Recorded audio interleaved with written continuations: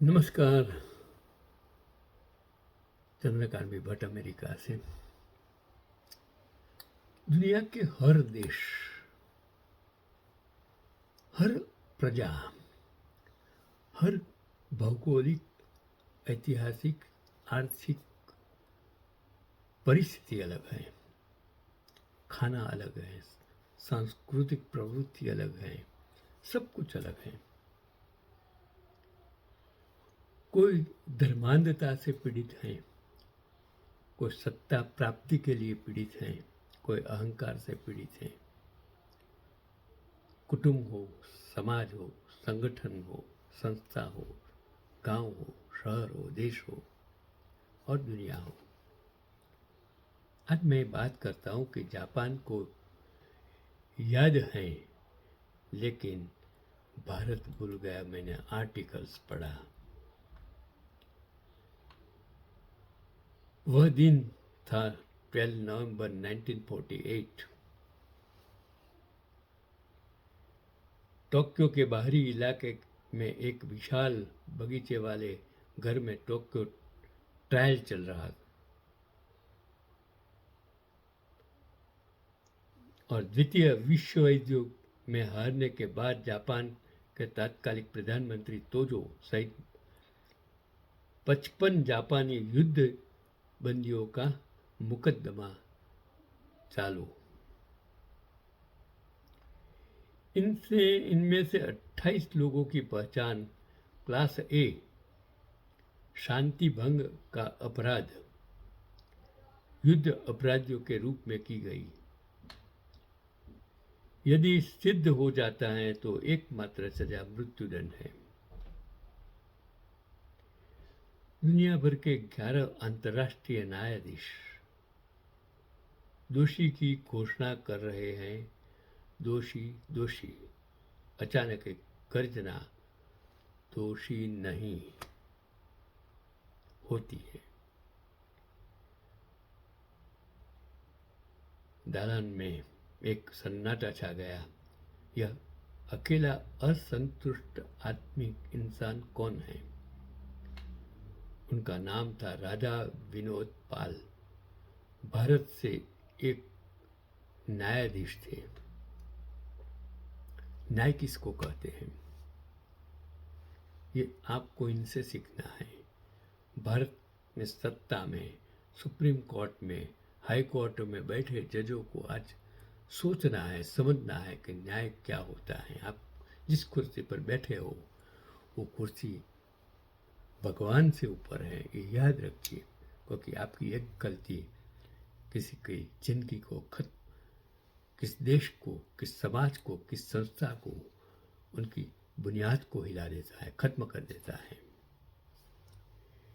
1886 में पूर्वी बंगाल में के कुंभ में उनका जन्म हुआ।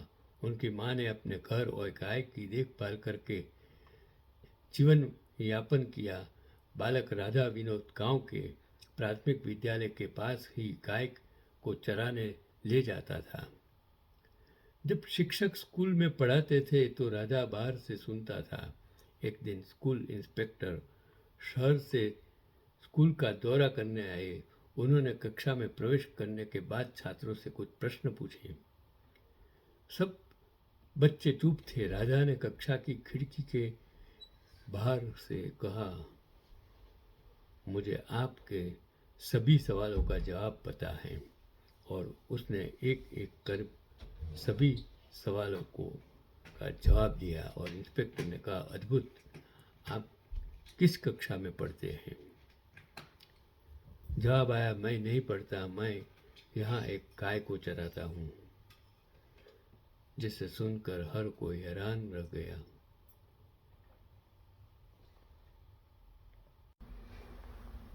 चलो, ये बहुत अजीब की बात मैं आगे आपको सुनाता हूँ कि ये लड़का कहता है कि मैं नहीं पढ़ता, मैं यहाँ एक गाय को चराता हूँ। मतलब वो स्कूल में नहीं पढ़ता था।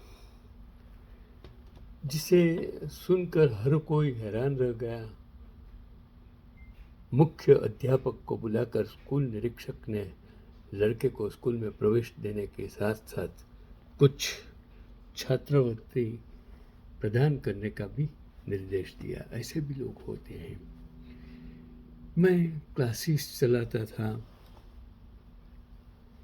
बहुत सारे लड़के जिसको पढ़ना था करीब थे, सबको मैं नज़दीक से जानने की कोशिश करता था और मुझे लगता कि उसको ज़रूरियात हैं। और आज मेरे जीवन में मुझे इतना आनंद है कि इसने कितने सारे लड़कों को मिल में था, तो मिल में मैं मेरे कारीगर के लड़के लड़कियां को साइकिल पर उनके घर जाकर पढ़ाता था। मिल में मेरे कारीगर 5 से 7 कारीगर को मैंने पढ़ाया मिल में, रात को भी, और उन्होंने अच्छी जॉब प्राप्त कर दी। इंसान को तक अगर आप देंगे, आज गुजरात की हालत कैसी है आप जानते हो। जो ग्रांटेबल स्कूल खत्म कर दी गई, नॉन ग्रांटेबल मतलब सेल्फ फाइनेंस स्कूल इतनी बढ़ गई कि आज जो गरीब बच्चे हैं पढ़ ही नहीं सकते हैं।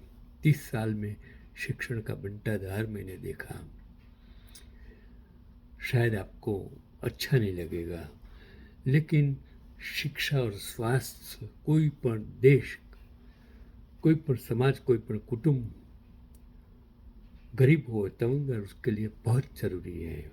और अगर वो फ्री है, जैसे कनाडा में मेडिकल संपूर्ण फ्री है, यहाँ सीनियरों को कितना बेनिफिट्स मिलता है इस देश में, वो बहुत ज़रूरी है। आगे की कहानी बहुत बढ़िया है जो आपको समझने की है कि इस तरह राधा विनोद पाल की शिक्षा शुरू हुई। देखिए, फिर जिले में सबसे अधिक अंकों के साथ स्कूल फाइनल पास करने के बाद उन्हें प्रेसिडेंसी कॉलेज में भर्ती कराया गया। एमएससी गणित होने के बाद कोलकाता विश्वविद्यालय से उन्होंने फिर से कानून का अध्ययन किया और डॉक्टरेट की उपाधि प्राप्त की। दो चीज़ों के विपरीत चुनने के संदर्भ में उन्होंने एक बार कहा था, कानून और गणित सबके बाद इतने अलग नहीं है। मैं यही तो कहता हूँ। मैं साइंस ग्रेजुएट, आर्ट्स में इकोनॉमिक्स साइकोलॉजी का अभ्यास किया, बीएड किया टीचिंग समझने के लिए। मैं समझो 68 से 79 तक तो मैं पढ़ाता था। फिर 80 में मैंने बीएड किया, वो जस्ट टू नो कि टीचिंग मैं कराता हूँ और बीएड में जो टीचिंग पद्धति क्या है वो मैंने समझने, उसमें मुझे साइकोलॉजी का विषय बहुत अच्छा लगा। मैथमेटिक्स के साथ साइकोलॉजी और उसके साथ लॉ। फिर मैंने एलएलबी वो भी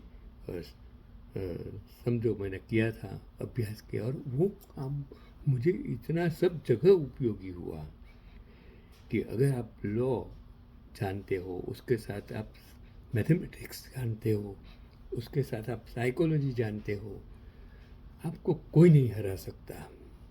आप सफल हो जाएंगे। Success and the success of my life that मुझे मैथ्स, साइंस, साइकोलॉजी, लॉ, ये सब, लॉजिक, इकोनॉमिक्स, ये सोशियोलॉजी, मैंने इतना अभ्यास किया, लड़कों को लड़कियों को पढ़ाया, उसमें मेरा सब्जेक्ट्स मजबूत हो गया। तो वो फिर से वापस आ रहा है अंतर्राष्ट्रीय न्यायालय टोक्यो, जापान की बात कर रहा हूँ। बाकी न्यायाधीशों के प्रति अपने ठोस तर्क में उन्होंने संकेत दिया कि मित्र राष्ट्रों WWIIA के विजेता ने भी संयम और अंतर्राष्ट्रीय कानून की तटस्थता के सिद्धांतों का उल्लंघन किया है और जापान के आत्मसमर्पण के संकेतों को अनदेखा करने के अलावा उन्होंने परमाणु बमबारी का उपयोग कर लाखों निर्दोष लोगों को मार डाला। राजा विनोद पाल द्वारा 1232 पृष्ठों पर लिखे गए तर्क को देखकर न्यायाधीशों को क्लास ए बी सी तक के कई अभिप्रायों को छोड़ने के लिए मजबूर किया गया था। इन क्लास बी युद्ध अपराधियों को एक निश्चित मौत की सजा से बचाया गया था और अंतर्राष्ट्रीय अदालत में उनके फैसले ने उन्हें और भारत को विश्व प्रसिद्ध प्रतिष्ठा दिलाई। जापान इस महान व्यक्ति का सम्मान करता है। 1966 में सम्राट हिरोहितो ने उन्हें देश के सर्वोच्च नागरिक सम्मान कोक्को कुनासाओ से सम्मानित किया। टोक्यो और कोटो में 2 व्यस्त सड़कों का नाम उनके नाम पर रखा गया है। उनके निर्णय को कानूनी पाठ्यक्रम में भी शामिल किया गया है और टोक्यो की सुप्रीम कोर्ट के सामने उनकी प्रतिमा लगाई गई है। 2007 में प्रधानमंत्री शिंजो आबे ने दिल्ली में उनके परिवार के सदस्यों से मिलने की इच्छा व्यक्त की और वे इनके बेटों से मिले और डॉक्टर राधा पाल 27 जनवरी 1886 टू 10 जनवरी 1967 का नाम जापान के इतिहास में याद किया जाता है और जापान के टोक्यो में उनके नाम एक संग्रहालय और यासुकुनी मंदिर में एक मूर्ति है। उनके नाम पर जापान विश्वविद्यालय का एक शोध केंद्र है। जापानी युद्ध अपराधियों पर उनके फैसले के कारण चीनी लोग उनसे नफरत करते हैं। ये कानून से संबंधित कई पुस्तकों के लेखक हैं और भारत में लगभग कोई भी उन्हें नहीं जानता है और शायद उनके पड़ोसी भी उन्हें नहीं जानते हैं। इरफान खान अभिनीत टोक्यो ट्रायल्स पर एक हिंदी फिल्म बनाई गई थी, लेकिन उस फिल्म ने कभी सुर्खियां नहीं बटोरी। बहुत सारे अंडररेटेड और अज्ञात भारतीयों में से एक थे जो मैंने बताया। मैं उसको सत सत सलाम करता हूँ। तो अगर भारत में न्यायतंत्र, न्यायाधीश, जजिस सुधर जाए और फैसला मेरे समाज का एक ट्रस्ट का केस है, एक लिटी का केस है, सिर्फ एक लिटी का केस है। आज मैं क्या बताऊँ आपको, हाई कोर्ट में बैठे जज कुछ सुनते नहीं, उसको कुछ दिखाई नहीं देता है, वो केस चलता ही नहीं है। 100% जीता हुआ केस आज वही की वही स्थिति में शायद सब मर गए, शायद मैं भी मर जाऊंगा, मुझे पता नहीं है, लेकिन न्यायतंत्र शायद मरे हुए इंसान का ही जजमेंट देंगे, ऐसा मुझे लगता है। सुधर जाइए, समझ जाइए, देश को बचाइए।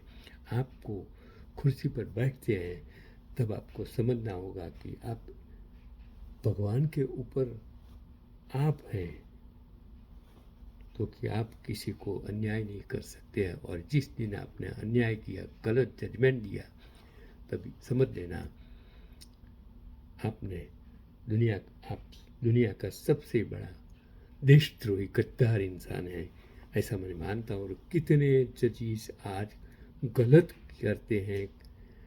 मेरी एक स्कूल का केस में भी वो जज ने इतना गलत किया है, शायद ईश्वर उसे माफ नहीं करेगा, क्योंकि वो गांधी जी का सत्याग्रह उसी स्कूल से पहला, उसके जीवन का भारत का किसान सत्याग्रह उसी स्कूल से हुआ था।